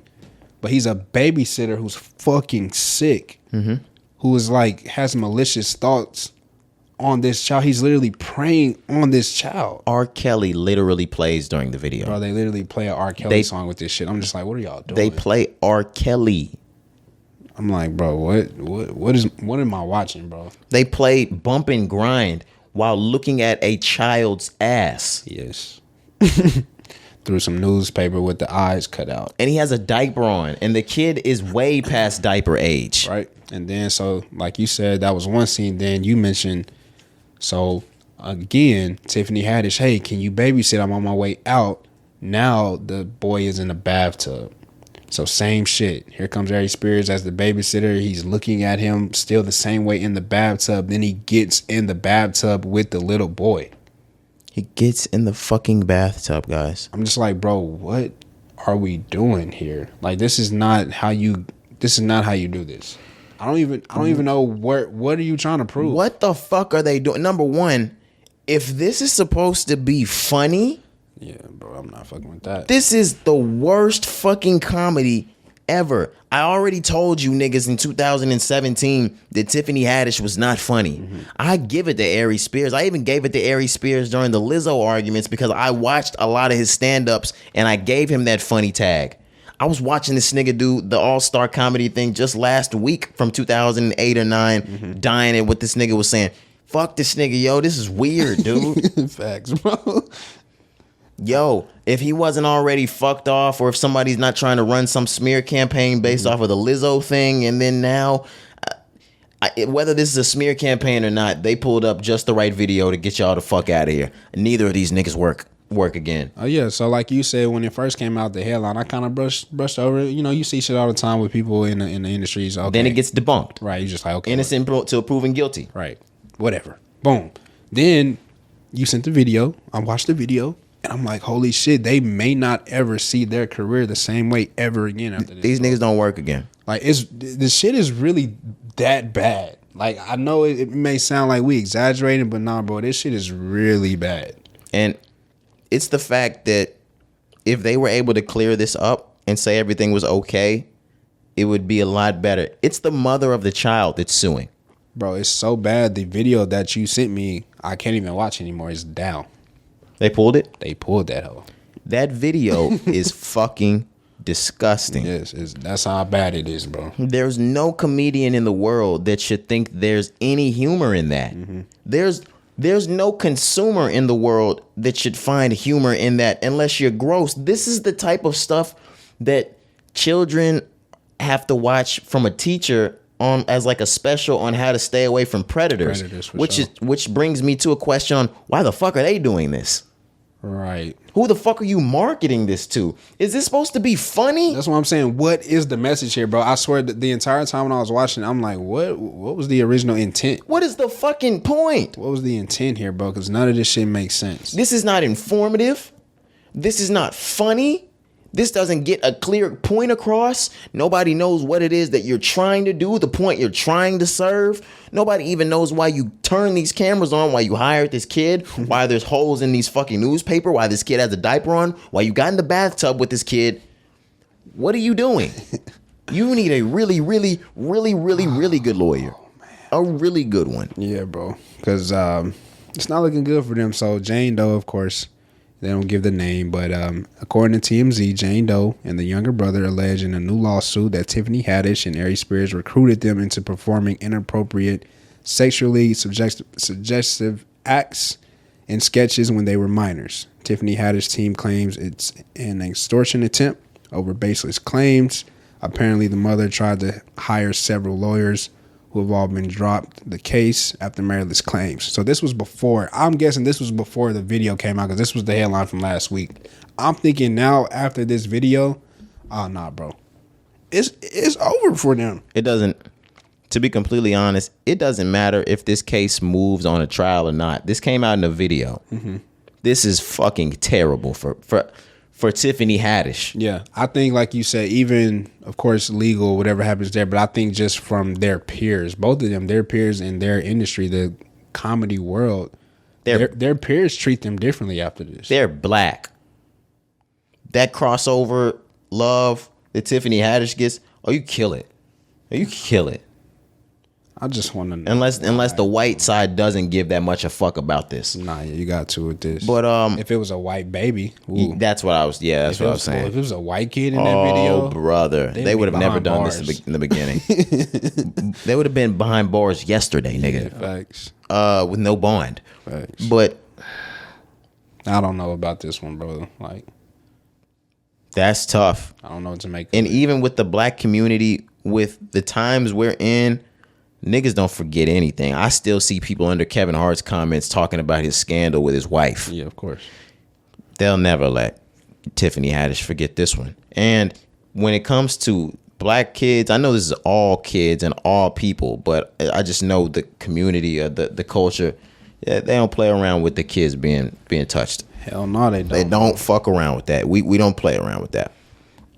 That's serious. Yeah. Hey. You make your bed, you gotta lay in it though, bro. Like, even if Aries Spears laid in it too. It is what it is. Yeah, bro. I was so sick watching that shit, bro. Like, it was weird. I couldn't finish it. I had to skip through I had to see the first part, and then I kind of fast forwarded to the next scene, and I fast forward to the next scene, and then I couldn't sit through just the entire thing like that. Yeah, I couldn't wait for that shit to be over. I sat through it, but even like you said, the R. Kelly was killing me, bro. Like, I'm like, why is R. Kelly playing on every scene, bro? That shit was like, you playing R. Kelly while you panning a child's behind, bro. Yeah, bro, like, it's just we not going for that, bro.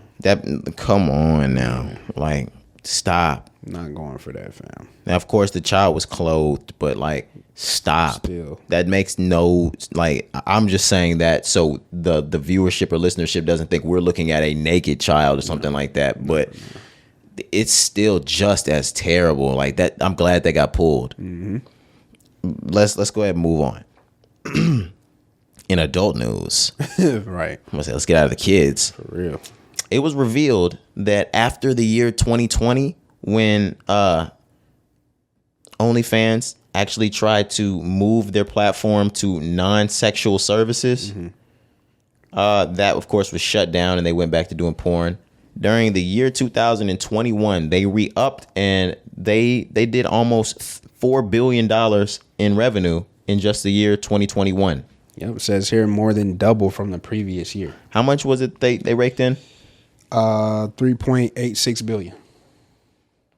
That's a lot of pussy getting sold. It's a lot of pussy and ass and penis and mouth that's getting sold on that internet, man. No cap, bro. Jesus Christ. Hey, to each their own. I'm gonna say, what a booming industry, man. That is a boom in the industry. That's big business. Hey, I mean, OnlyFans is big business, man. if you have a camera and a laptop, you should never be going broke. Yeah, bro. There's just so many ways. Like, I don't hate on nobody that's eating from OnlyFans. If that's your source of income and you're doing it and you're getting paid consistently, Do it. do your thing. Yeah, like, and when those leaks come out, I'm gonna download them. Oh my god. I'm just like, I'm not subscribing, but No, but there's some things that are definitely saved in my mega. Oh, y'all don't have a mega? Oh, sorry. I didn't know niggas didn't have a mega. oh my goodness. Man. But yeah, that shout out OnlyFans. Whether it's head, shoulders, knees, and toes, these niggas are pulling in money. I was going to say they doing. I'm gonna read a couple more of the numbers here. So it says announced their financial results for the year ended November 30th, 2021. Net revenue grew 160% to $932 million, and the company had pre-tax profits of $433 million, up $61 million from the previous year, its biggest yearly growth in profits. Ooh, man. That's crazy, bro. I think, and you can mark my words, within the next 10 years, OnlyFans might be the very first sex company or sex sex service site or company Platform to be publicly traded. Oh my God. Imagine publicly trading that pussy. Imagine niggas trading that pussy on the stock market. What can you tell a bitch if she publicly trading her pussy? You may not be able to tell her a thing. If her pussy is a blue chip stock, If we get IPOs on pussy. oh my God, bitch, I own 46% of your pussy. You better shut the fuck up. Bitch, I have 22 shares in your I was pussy. like, bitch, you know how much this pussy costs me? I'm losing money every day on this pussy. Bitch, you better get back to work. That pussy is called. That is big time. If OnlyFans were to go public, that is the biggest pimping. That's bigger pimping than Bun B and Jay-Z together. Nah, facts. That's bro. big pimping, spending cheese, nigga. Facts. But That's funny. Is it wrong for me to say that within the next 10 years that has enough money for an IPO if it's legal? Facts, bro. I mean, I don't know how that would happen, but no, yeah, for sure. That amount of revenue, of course, you could trade publicly. Or is that pimping? I think it's subjective. I don't think it's pimping. Because pimping is pimping. I mean, but stock markets is just gambling, but it ain't gambling. See what I mean? This is pimping. This is legal pimping. Absolutely. A brothel. A brothel's legal pimping. Brothel for sure. But nah, bro. I mean, who's to say? Because the revenue is definitely gonna still increase. Oh, if it was public, it would continue to increase. Right, bro. But what's killing me, that number, that 3.86 billion, that's just what the creators earn. So that's not even, we're not even taking in the ad revenues. And They probably earned $10 billion. You know what I mean? Of course. If the creators, they were able to distribute right, damn near $4 billion. so just the creators. They raked in somewhere between 10 and $20 billion. So imagine, Man, that pussy. Man, nigga. hey, pussy is hot right now. I was just about to say, yo, and this is serious. Y'all might laugh. All right, we're being funny, but And this is just the street-esque part. The price of pussy is higher than the price of coke right now, Cari. price of gas too, nigga. But y'all, if pussy is higher than the cost of the brick, It's gonna be troubling times.